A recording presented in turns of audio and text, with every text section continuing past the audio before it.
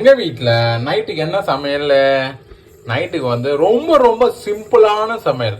என்னன்னு பார்த்துடலாமா? ரொம்ப சிம்பிளுங்க. என்னன்னா தெரியுதுங்களா? மட்டன் சுக்கா கிரேவி. பயங்கரமா இருக்குல்ல?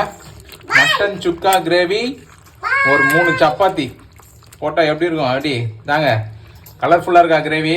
சாப்பிட்டு பாருங்க. உங்களுக்கு இல்லாத நாங்க இல்லைங்க, நல்ல பீஸா எடுத்துறேன். எப்படி அப்படியே கொழுப்போட பீஸு சூப்பராக்கா, வேற லெவல்ல. அதுக்கப்புறம் உருளைக்கிழங்கு ஃப்ரை பாருங்க, மினியேச்சர் பொம்பரம். எவ்வளோ அழகு!